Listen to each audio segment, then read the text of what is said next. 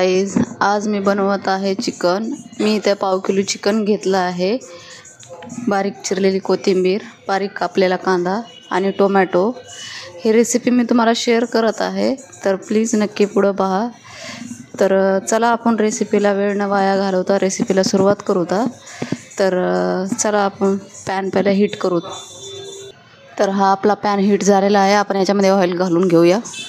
तर मी इथे तेल हीट केलं आहे, यामध्ये आपण कांदा घालून घेऊया। पूर्ण कांदा घालायचा आहे।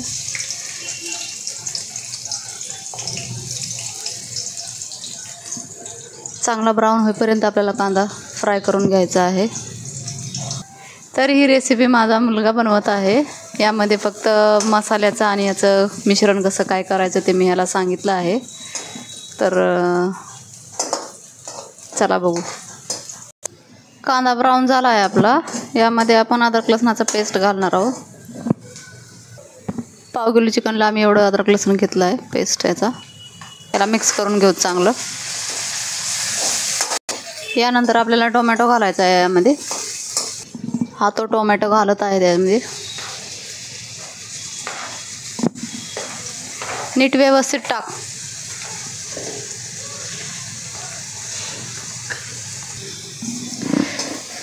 तर मिक्स करून घ्या हे टोमॅटो वगैरे सगळं एकदम मस्त।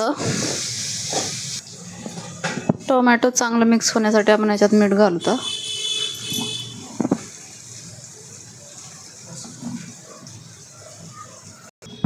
मिक्स करून घेतलं टोमॅटो, यामध्ये आपण आता हळद घालू। बाकी मसाले पण टाकायचे आहेत आपल्याला, जसं की धना पावडर, लाल तिखट,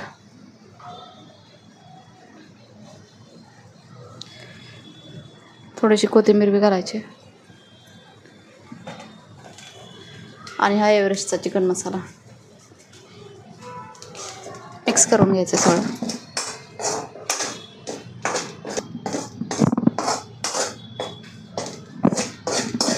एकजीव करून घ्यायचा आहे मसाल्याचा सगळा।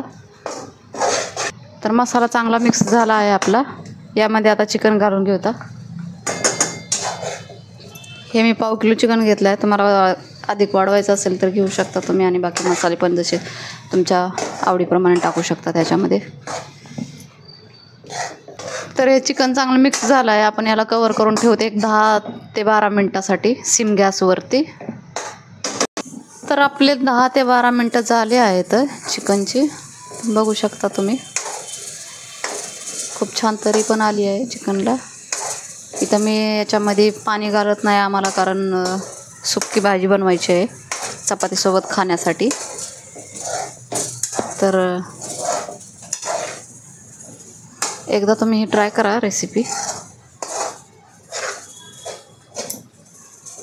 हे चिकन पण शिजलं आहे, बघू शकता तुम्ही।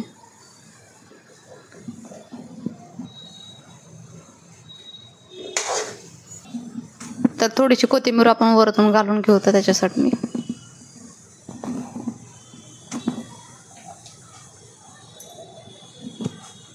तर तुम्ही बघू शकता ही चिकनची भाजी मी बनवली आहे, म्हणजे माझ्या मुलाने बनवली आहे, मी फक्त त्याला गाईड केले। चिकन पण खूप छान शिजलं आहे। हे तुम्ही डाळ भात आणि त्याच्या बाजूला हे चिकन बनवून खाऊ शकता, किंवा चपातीसोबत भाकरीसोबत तुम्हाला हवं असेल तर।